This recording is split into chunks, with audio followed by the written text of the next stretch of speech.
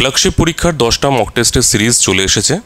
Total 1000টা question MCQ. আমি তোমাদেরকে ব্রিফলি এর কিছু ফিচার বলে দিচ্ছি। কিছু জায়গায় অনেকের অনেক রকম কোয়েরি আসছে, যেগুলো আমি চাই যে তোমরা যেন এখান থেকেই একবারে জানতে পেরে যাও। তো মূল ফিচার যেগুলো, সেগুলো কী কী? 10টা টেস্ট, 1000টা এমসিকিউ আগেই বললাম, প্রত্যেকটা সেটে 100টা করে।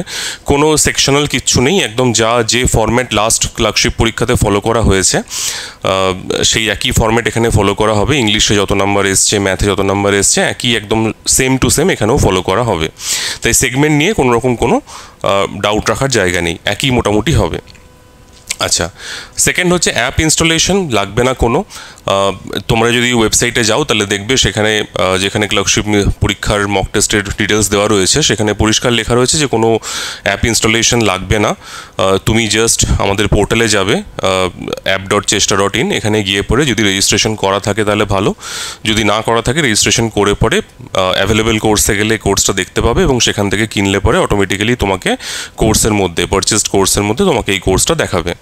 তো এটার মধ্যে কোনো ম্যানুয়াল ব্যাপার কিছু নেই, ডাইরেক্টলি একদম পুরোপুরি তুমি কোর্সে ঢুকে যেতে পারবে এবং যদি কোনো টেস্ট সেখানে অ্যাক্টিভ থাকে তখন সেটা দেখাবে।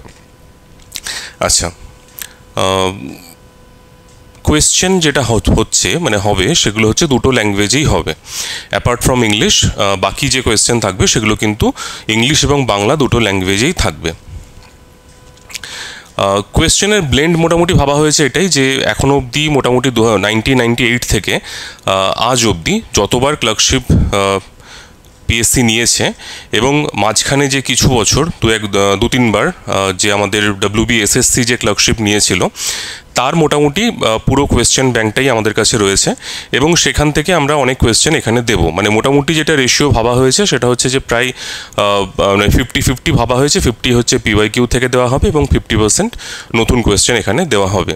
এবং সেখানেও শুধুমাত্র ক্লার্কশিপ না, যদি মনে হয় ক্লার্কশিপ স্ট্যান্ডার্ডের অন্য কোনো পরীক্ষার প্রশ্নও এখানে দেওয়া যেতে পারে, সেখান থেকেও কিন্তু প্রশ্ন দেওয়া হবে। যারা মিসলেনিয়াসের মক টেস্ট দিয়েছিলে তারা দেখেছো হয়তো যে সেখানে CHSL এর রিসেন্ট হয়ে যাওয়া CHSL বা CGL মেবি হয়তো ক্লার্কশিপে দেওয়া হবে। তো জেনারেলি সেগুলো খুব ভিভিডলি স্টাডি করা হয় যে কোন কোন জেনারেল অ্যাওয়ারনেসের কোয়েশ্চেন সেখানে আছে, যেগুলো হয়তো এখানেও দেওয়া যেতে পারে, সেগুলোকে এখানে দেওয়া হবে। বেশ, নেক্সট হচ্ছে এক্সপ্লেনেশন পার্টটা একটু ভালো করে করার চেষ্টা করা হয়েছে আমাদের কাছে, মানে আমাদের সবাইকার কাছে আইডিয়াল বলতে গেলে টেক্সট বুক এই ক্ষেত্রে আর কি এক্সপ্লেনেশন খুব ভালো করে দেওয়া থাকে। তো চেষ্টা করেছি যে যতটা সম্ভব ডিটেল এক্সপ্লেনেশন দেওয়ার, যাতে মানে এক্সপ্লেনেশন পড়ে অন্তত কারোর জিনিসটা বুঝতে কোনো অসুবিধা যেন না হয়। আচ্ছা, পিএসসি স্ট্যান্ডার্ড যেটা বললাম যে পিএসসির প্রত্যেকটা পরীক্ষার নির্দিষ্ট স্ট্যান্ডার্ড রয়েছে।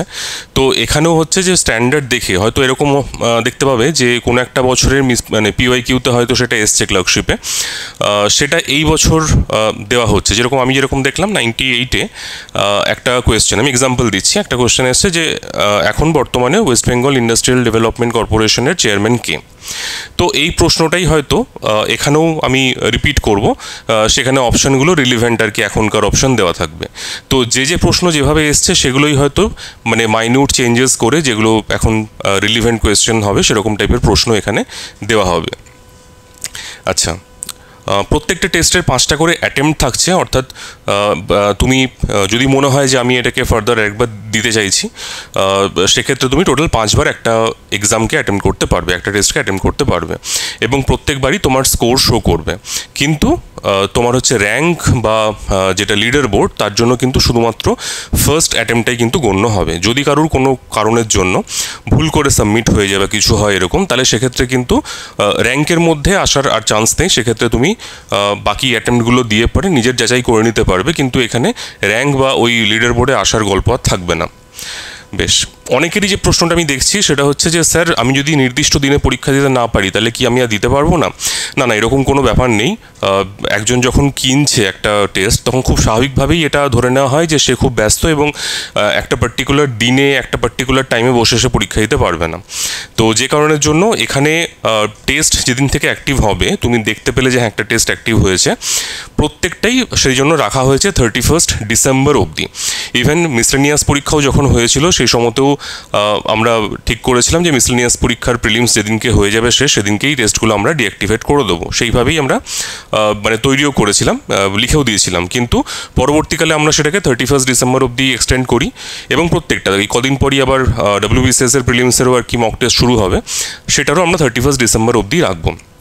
ইন কেস যদি প্রিলিমস পরীক্ষা আরও ডিলে হয় তখন সেটাকেও এক্সটেন্ড করা হবে। মানে মোটামুটি আমি চাইছি এই 3টে পরীক্ষা যেহেতু অলমোস্ট মানে পিএসসি নিচ্ছে এবং প্রায় বলা যায় যে অনেক কোয়েশ্চেন হয়তো সেখান থেকে রিপিট হতে পারে, তো সেই কারণের জন্য এই 3টে পরীক্ষার এন্ড ডেট যেটা সেটা হয়তো একটা পার্টিকুলার দিনকেই রাখা হবে একসাথে, যাতে ধরো কেউ ক্লার্কশিপ পরীক্ষার মক টেস্ট দিতে এলো, সে হয়তো মিসলিনিয়াস পরীক্ষাও দিয়েছে বাট তখন হয়তো মক টেস্ট আর কি এখানে হচ্ছে বলে জানতো না কোনো কারণে, এরকম কেউ থাকলে তারাও কিন্তু মিসলিনিয়াসের মক টেস্ট যেটা সেটা 100 টাকা দাম রাখা রয়েছে, এখনও অ্যাক্টিভ আছে, ওটাও নিতে পারো। কারণ ওখানেও যে 1000 খানা তুমি MCQ পাবে, মেবি ক্লার্কশিপ পরীক্ষাতে সেখান থেকে 2-1টা রিপিটও হতে পারে। তাই যদি কারোর কাছে এই যে 100 টাকাটা ম্যাটার যদি না করে, তাহলে সেক্ষেত্রে আমি বলবো অ্যাটলিস্ট যে এই 3টে পরীক্ষার যে বাঞ্চ হতে যাচ্ছে, মানে মিসলেনিয়াস অলরেডি 10টা অ্যাক্টিভ হয়ে গেছে ওখানে, ক্লার্কশিপ হতে চলেছে এবং আগামী দিনে WBCS এরও এখানে টোটাল 2000 খানা হবে, মানে 10টা সেট মানে WBCS এ 2000 খানা MCQ হবে। এই টোটাল যে 4000 খানা কোয়েশ্চেন তুমি যদি অ্যাটেম্প্ট করো, আমার মনে হয় যে তোমার প্রচণ্ড রকমভাবে এটা হেল্প করবে এই প্রত্যেকটা পরীক্ষাতেই। তাই আলটিমেটলি কিন্তু মানে যদি এইগুলো সব তুমি একটা বাঞ্চ হিসেবে নাও খুব সুবিধা হবে। তো যে কারণের জন্যই কিন্তু তোমাদের এই ডেটটাকে এক্সটেন্ড করা হয়েছে।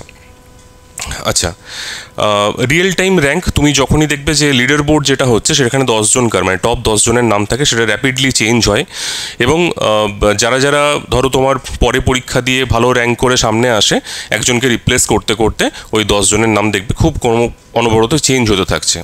এবং প্রত্যেকের র্যাঙ্ক যেটা সেটাও দেখবে যে যখন তুমি পরীক্ষা দিচ্ছ, ধরো তুমি হয়তো প্রথম পরীক্ষা দিয়ে তোমাকে দেখাচ্ছে তুমি ফার্স্ট হয়েছো, কেউ পরীক্ষা দেন তুমি ফার্স্ট পরীক্ষা দিয়েছো ফার্স্ট হয়েছো, তুমি যখন আবার 2 দিন পর দেখবে তখন দেখবে অলরেডি 100 জন পরীক্ষা দিয়ে দিয়েছে এবং সেখানে তোমার র্যাঙ্ক হয়তো মেবি সেখানেই আছে বা পিছনে চলে গেছে, তোমার পারফরমেন্সের উপর ডিপেন্ড করছে।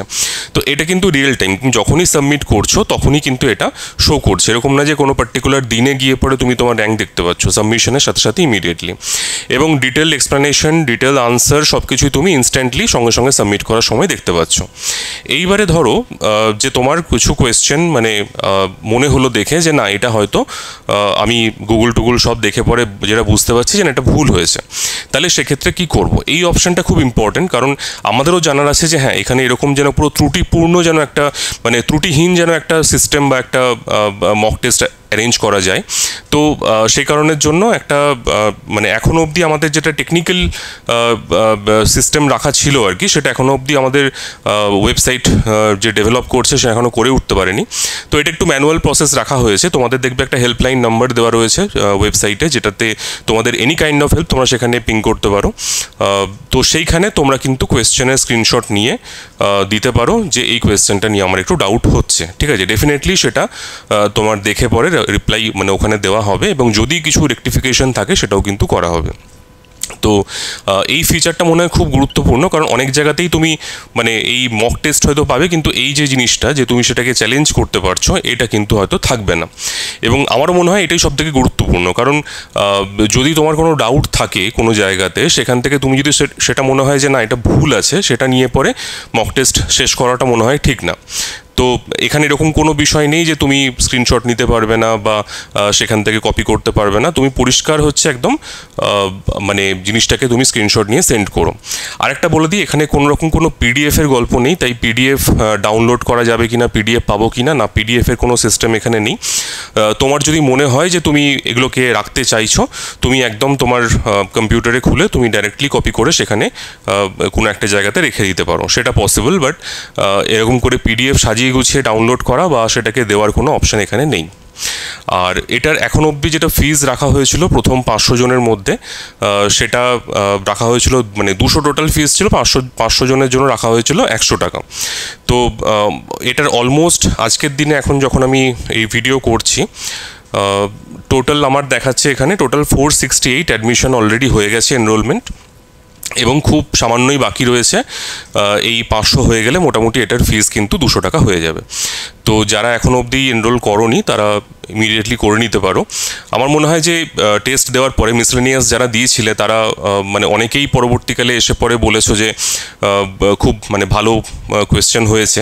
তো যথেষ্ট খেটে এগুলো তৈরি করা হয়, তো তোমরা যদি সেটার বেনিফিট নিতে পারো তাহলে খুবই ভালো লাগবে। এবং অবশ্যই তোমাদের যে কোয়েশ্চেনের যে স্ট্যান্ডার্ড বা তার ফিডব্যাক প্রত্যেকেই তোমরা হেল্পলাইন নাম্বারে দিতে পারো, খুবই ভালো লাগবে তাহলে। ঠিক আছে, বেশ, চলো।